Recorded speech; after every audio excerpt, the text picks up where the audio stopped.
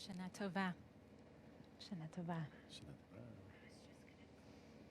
My mother-in-law, Elaine, is a psychologist and the clinical director of a Jewish Family Service chapter, Florida. She's been running workshops throughout quarantine called Coping with Our New Reality, and they're all focused on how to cultivate resilience during this harrowing time. At a recent session, someone sighed, raised their hand, and said, "Honestly, Dr. Elaine, I'm just waiting for this nightmare to be over." Hearing this comment, Elaine stopped the class right there. She stopped sharing her screen and halted her presentation to address this person. And she said, "If you're living your life like it's a nightmare that you're waiting to end, we have a big problem." She went on and said, "Yes, life is impossibly hard right now, harder than it's ever been for most of us. But if your only plan is to wait for the nightmare to be over, you will be missing your precious life. Even though our reality has become so constricted, so frightening, so devoid of hope, we are still able to discover and create goodness in this time. And if we're able to name and conjure the good right now, we will not only fuel ourselves through this crisis, but we will be making the most of our precious moments, and we will emerge from all this chaos and hardship stronger and wiser." There's a part of me that knows that what Elaine said is true, and I want to believe it so badly. But I also understand the size of the person Elaine was speaking to. These past 7 months, I have also been sighing and crying and sometimes even screaming. And there have been so many times when I have also wanted to crawl under the covers, curl myself into a fetal position, and wait until I can recognize the world again. Wait for the nightmare to be over. The multi-layered crises that we are facing have ripped so much of our reality from under us, leaving us shocked, confused, angry, scared, and so sad. And as we've been approaching the high holy days, with every month that passed, I've wondered to myself, how am I and how are we supposed to do the spiritual work of teshuvah right now? Isn't life hard enough? Most of us are living some constrained version of what our lives used to be, and facing some of the most frightening and painful losses in human history. Thousands are dying by the day, millions are sick, and so many of them aren't able to get the care they need. Our children are staring at screens all the time, and the kids who can't afford screens either can't continue their learning or have to risk getting sick to learn. Fires are burning up California. Black men and women have been suffocated and shot to death by police. Many of us haven't touched or embraced loved ones in months. And on top of all of this, none of us are quite sure how healing will come, how it'll all end. And there is a dearth of moral leadership we can trust to make things right again, not to mention that just today we lost one of the few moral leaders of our time. And worst of all, we can't even gather in person as a community to hold each other and lift one another's spirits. So I've really asked myself this year, and I wonder whether you have too, isn't it asking too much to contemplate the work of teshuvah? To examine our souls, to scrutinize our behaviors, to ask ourselves how we can transform for the better? Aren't we just trying to survive? And yet, don't we also know deep down in our blood and bones that our people have endured crises before? And don't we know from our vantage point today, and with the unfolding of history, that our people and others have not only survived, but also found a way to wrest beauty and blessing even out of the deepest darkness.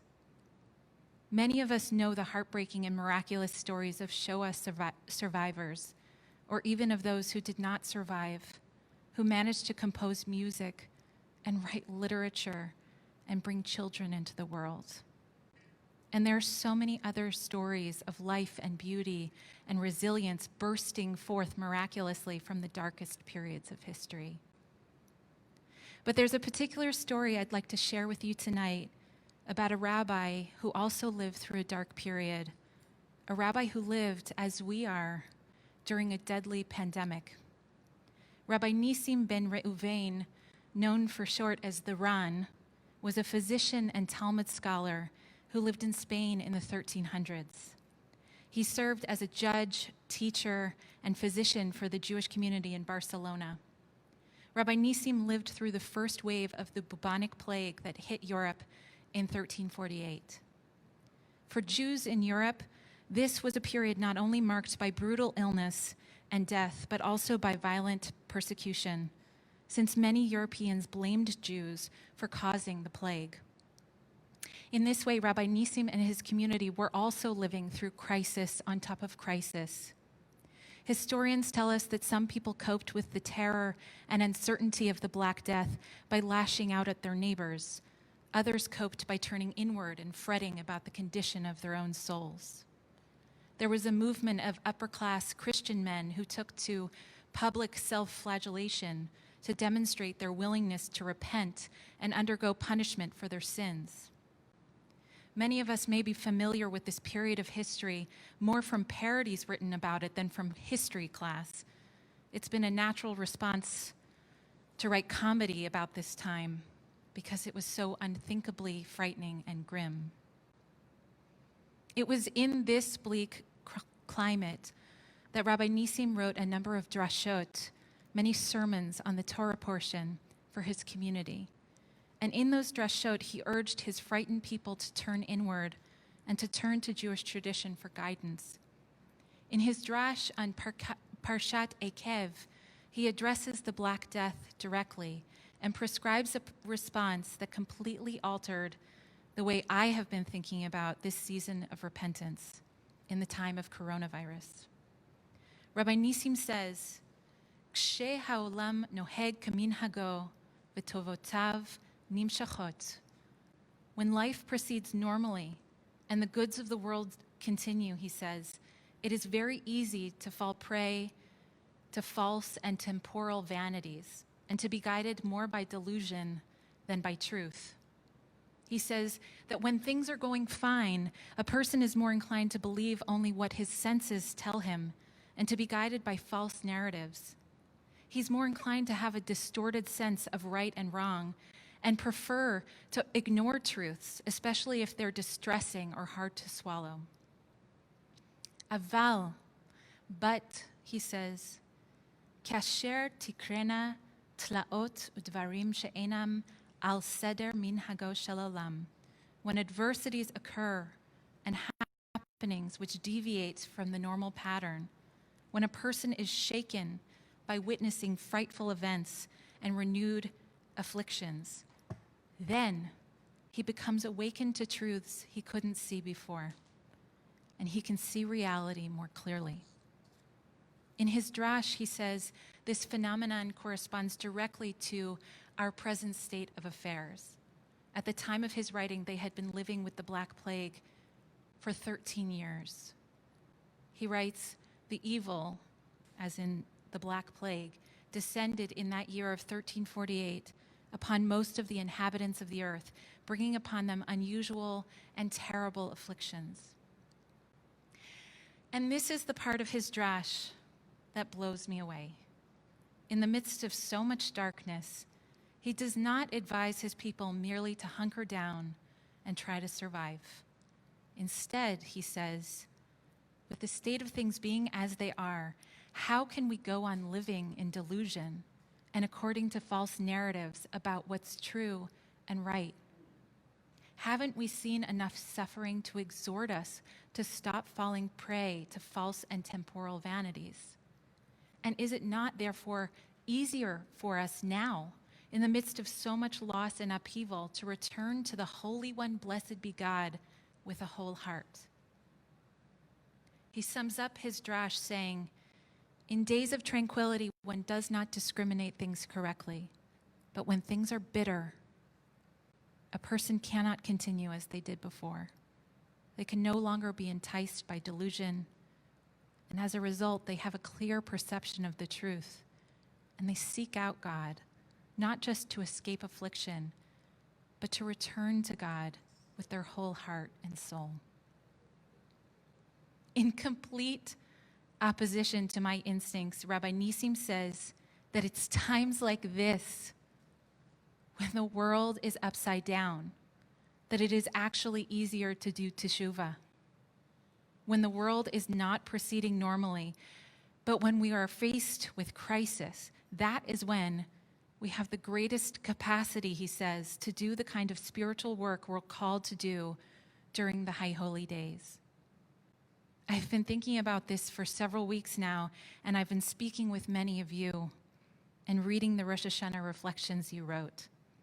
And I have been truly surprised to realize that Rabbi Nissim was right. While one might think that living through this time would weaken our ability to reflect about who we are and who we could be, it turns out that the complete overturning of our lives actually primes us for the kind of transformation we are called to in this season. Though we never would have asked for any of the crises we are facing right now, all of this upheaval has created an opening, a doorway to insight and to change. And I've learned this most profoundly from you.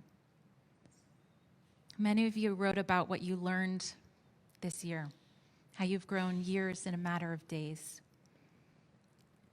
So many of you have a newfound sense of deep gratitude and a deeper appreciation for the fragility of life and the gift of each precious moment. David, in our Rosh Hashanah booklet, writes that all the moments of loss and hardship, while challenging, also caused me to reevaluate what I assumed was normal, forcing me to feel lucky to have had or to have again. He says further, each moment that I reckon with fragility helps me grow, as if I'm collecting another coin to put in my chest of awareness. But this moment is transformative. The unprecedented collective fragility has me leaning entirely into gratitude. My heart continuously breaks each time I hear suffering on the news, in the community, and in my work. But it has also deepened my sense of appreciation for each small moment of joy. I'm embracing gratitude for so many things I took for granted, and I pray that long after this virus has left us, my chest of awareness remains full. Sammy writes about how this time helped him to realize that his usual inclination to plan ahead with hour-by-hour schedules and detailed to-do lists comes from his fear of not being in control of his life. He says, "This realization has forced me to breathe, capture my surroundings in the moment, and be present in a way I haven't grasped before. It's also forced me to understand how much I need loved ones around me to make me feel whole." To her own surprise, Miriam has been more active with justice work than she has ever been before. Since the pandemic struck, she has become pen pals with an incarcerated man. She's supporting children's literacy in a Navajo community by creating a children's bookmobile. She realized how destructive the meat and dairy industries are and became a vegan. She writes, reminiscent of Rabbi Nissim's words, "What false consciousness had ever let me be anything else?" Annette writes how much she appreciates that we are really one planet in ways she never comprehended before. She says, one exhale in Wuhan or Tel Aviv can have an effect on an inhale in New York or Beverlywood. And Melissa writes poignantly about how she now understands with much greater clarity how she is not simply a bystander when it comes to racial division in this country. She describes the tension between her daily life and all the suffering just beyond her door. And she says, the starkness of the contrast and my own complicity is a cold reality that I can no longer avoid. How have I wielded my privilege to contribute to the deeply ingrained inequities in our city and world? Does how I live my life, even in the most quotidian ways, exacerbate these inequities? If I am cutting in line, I am necessarily jumping over someone else. What have I learned, she asks? That I must be willing to interrogate my behaviors and assumptions and not let my identity as a progressive let me off the hook so easily. That the work is constant and endless, that I need to live in the discomfort of being wrong, even about deeply held principles and long-held conceptions. If everything I just read is not teshuvah, then I don't know what is. All this horror and upheaval has not stopped up the spiritual wells inside each of us. It hasn't prevented honest self-reflection or our ability to change. Quite the opposite. The overturning has an access point to truth and even righteousness and to what really matters. Through so much loss, we have renewed our appreciation for life and beauty and the natural world. We have become keenly aware of how connected we are to each other and how our actions actually make an impact, for better and for worse. And many of us have realized that we are stronger than we thought we were. I've mentioned before that I spent my 4 high school years studying and monitoring marine species off the Northern California coast with a high school club called Sustainable Seas. Early on Sunday mornings, we would drive to the same stretch of beach to gather data about the species and to analyze the impacts of human foot traffic and local fishing on the area. I got to know the marine vegetation and tide pool creatures really well. And I came to learn that this splash zone is one of the harshest areas of the ocean. Conditions alternate between being dry and exposed to being battered by cold, unforgiving waves. You might think that species would avoid living there altogether. Better to stick to calmer seas. But what stunned me again and again was that this intertidal zone is in fact one of the most thriving and diverse ecosystems. The algae and the invertebrates, the fish and sharks have all adapted to withstand and thrive in rough waves and dry heat and with the uncertainty of both. The mollusks grip the rock faces with tremendous strength. The sea stars can regrow their legs easily if they lose one. The sea anemones can close in an instant to catch their prey or to protect themselves. The nudibranchs have evolved fantastic colors and feathery crowns to attract mates. Instead of avoiding this area, the creatures here have become what they are: magnificent, thriving, and diverse, because they evolved to not just survive, but to thrive in these conditions. We too have been in a kind of splash zone. We have been battered with crisis atop crisis atop crisis. The hardship exists in our homes and extends far beyond us. And while those intertidal zone creatures had the gift of time, thousands of years to develop as they have, our species and our people have proved to be highly adaptable and resilient too. And the reason that we have not only survived crises, but we have learned and we have wrested blessing from those crises. We have not crawled under the covers to wait until the nightmare is over, though we have been shaken and pummeled with wave after wave of loss and hardship. We have found our rocks to hold on to, and we have discovered strength we didn't know we had. We have adapted. We've been changing the ways we eat and think and plan and live. In the story of creation, the first chapter of Bereshit, the beginning of the world, the Torah says, Bereshit bara Elohim et hashamayim v'et haaretz. When God began to create the heavens and the earth, Va'aretz hayta tohu vavohu, v'choshech al pnei tahom, v'ruach Elohim merachefet al pnei hamayim. The earth was unformed and void, with darkness over the surface of the deep, and a wind of God hovering over the waters. How was the world created? It was generated out of tohu vavohu, out of chaos and out of darkness. It's from there that light and life and beauty were created. We have been living through a kind of tohu vavohu. But as God and Rabbi Nissim of Spain, and as you have taught me, that disorder is where the opening for order is. That's where change comes. That's where truth and clarity and wisdom emerge. It turns out that chaos does not only have to be destructive, we can also find ways to make it generative.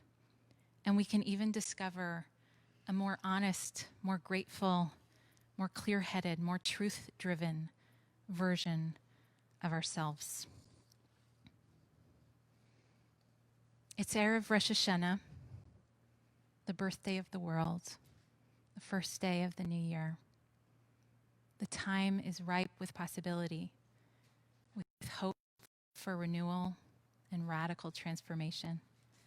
And the circumstances we find ourselves in 2020 have primed us to reckon with ourselves and with our world, to discover our strength and to grow into our most engaged, most awake, most grateful, most honest, most righteous selves. L'shana tova. Let us make this a good year.